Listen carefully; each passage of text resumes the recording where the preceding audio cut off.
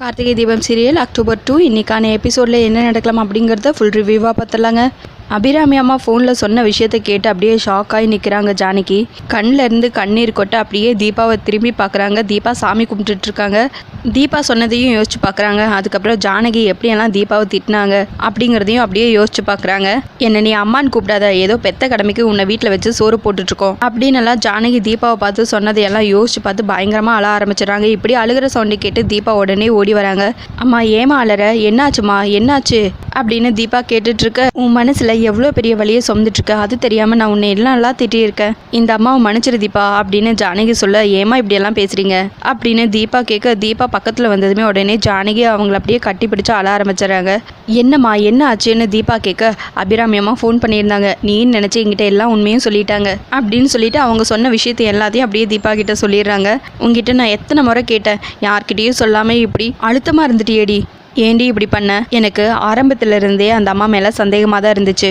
ஆனால் தாலி பிரித்து கோக்குற இடத்துல, அதுவும் கோயிலில் நின்று ஒரு சுமங்கலிப்போம்ல, அப்படியெல்லாம் சொல்லியிருக்க மாட்டாங்கன்னு நினச்சேன். அதையும் மீறி அந்த அம்மா இப்படி ஒரு வேலையை பார்த்து உன்னை வாழ விடாமல் பண்ணியிருக்காங்களே. ஒரு பொண்ணோட வேதனை என்னன்னு அவங்களுக்கு புரியாதா? எல்லா பிரச்சனையும் முடிஞ்சிச்சுன்னு சொல்லி நீ எவ்வளோ ஆசையாக கோயிலுக்கு வந்த, அந்த நேரத்தில் அந்த அம்மா அப்படி ஒரு விஷயத்த சொல்ல எப்படி மனசு வந்துச்சு?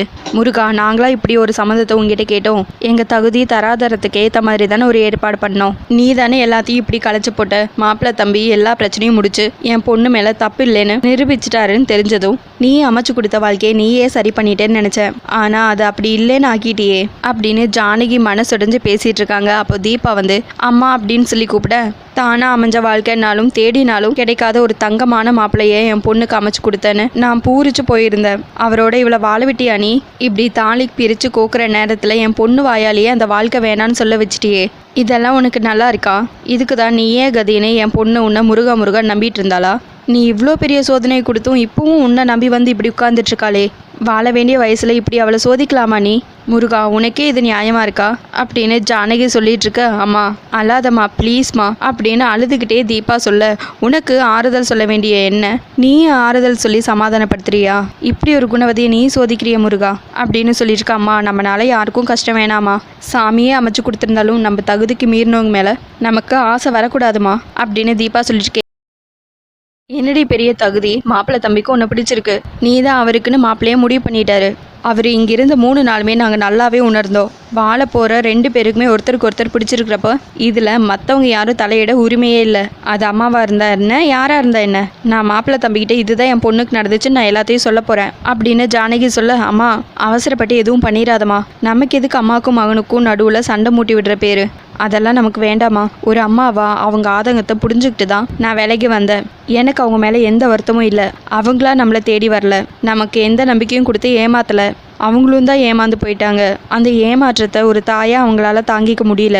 அதை நம்ம புரிஞ்சுக்கணுமான்னு தீபா சொல்ல, அப்போது என் பொண்ணு ஒரு மனசால போராடிட்டு இருக்காளே, அதை என்னாலையும் ஒரு தாயாக பார்க்க முடியல.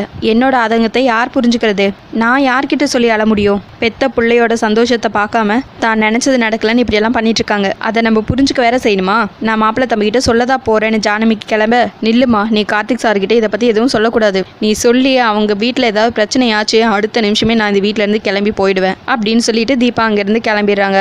எல்லாம் உண்மையும் தெரிஞ்சு என்னால் எதுவுமே பண்ண முடியலையே அப்படிங்கிற ஒரு கவலையோட ஜானகி சாமி ரூமுக்கு போய் நின்று, என் பொண்ணுக்கு நீ அமைச்சு கொடுத்த வாழ்க்கை, அதை நீ தான் சரி பண்ணி தரணும்.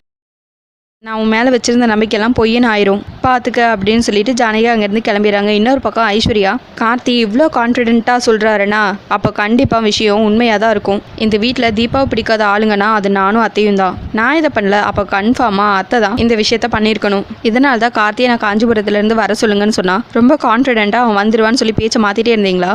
கார்த்திக் வந்த வேகத்தில் சத்தம் போட்டப்பவே நீங்கள் டோட்டலாக ஆஃப் ஆகி நின்னீங்க. அப்படியெல்லாம் நீங்கள் ஆஃப் ஆகி நிற்கிற கேரக்டரே இல்லையே.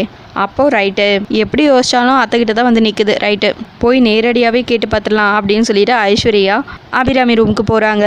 அத்தை உங்ககிட்ட கொஞ்சம் பேசணும் அத்தை அப்படின்னு ஐஸ்வர்யா சொல்ல, என்ன பேசணும் அப்படின்னு கேட்க, நான் சொன்ன மாதிரியே நடந்துருச்சு பார்த்தீங்களா அப்படின்னு சொல்ல, என்ன சொன்ன நீ, என்ன நீ சொன்ன மாதிரி நடந்துச்சு அப்படின்னு அபிராமி கேட்க, கார்த்திக் உங்களையே எதிர்த்து பேசுகிறாரு அத்தை. நான் தான் சொன்னல, அந்த காஞ்சிபுர கும்பல் வசியம் பண்ணி அவங்க சொல் பேச்ச கார்த்திக் கேட்டு நடக்கிற மாதிரி பண்ணிடுவாங்கன்னு. இப்போ என்னாச்சுன்னு பார்த்தீங்களா? சொன்ன மாதிரி அந்த தீபாவுக்கு சப்போர்ட் பண்ணிட்டு எப்படி சத்தம் போட்டாருன்னு.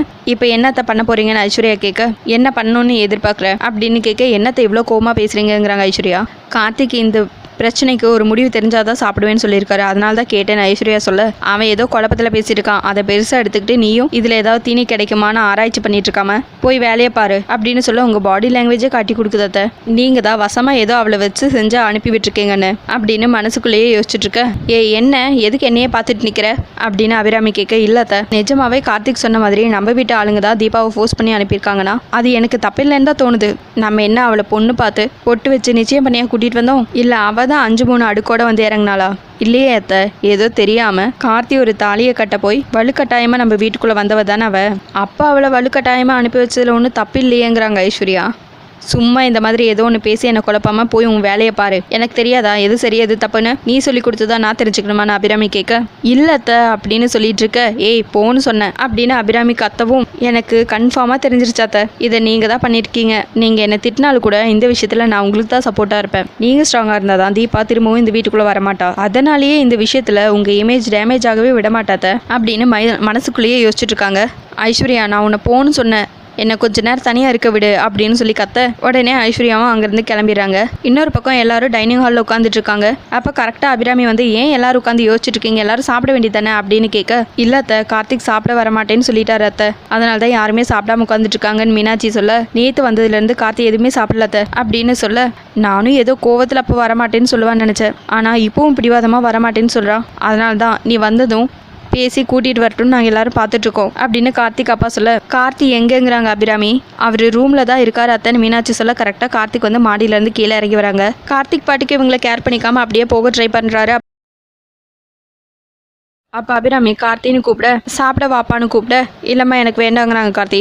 ஏன்னு கேட்க, அதான் நேத்தே சொன்னலம்மா அப்படின்னு சொல்ல. என்ன சொன்னேங்கிறாங்க அபிராமி. தீபா இங்கேருந்து போனதுக்கு யார் காரணம்னு எனக்கு தெரியணும் அப்படின்னு கார்த்திக் சொல்ல. அதுக்கும் நீ சாப்பிடாம இருக்கிறதுக்கும் என்ன சம்மந்தம்? உன்னை எதுக்காக நீ தண்டிச்சுக்கன்னு நினைக்கிற அப்படின்னு அபிராமி கேட்க. என்ன இந்த வீட்டை ஆளுங்க அசிங்கப்படுத்தியிருக்காங்க, நான் எப்படிமா இந்த வீட்டில் சாப்பிட முடியும்னு கேட்க. என்னப்பா சொல்கிற, உன்னை யார் இங்கே அசிங்கப்படுத்தினாங்க அப்படின்னு கேட்க. அப்படியெல்லாம் ஒரு விஷயம் நடக்க அம்மா விட்டுருவேனா அப்படின்னு கேட்க. தீபாவுக்கு இந்த வீட்டில் கிடைச்ச மரியாதையும் அவமரியாதையும் எனக்கு இந்த வீட்டில் என்ன மரியாதை இருக்குங்கிறத பொறுத்து தானே.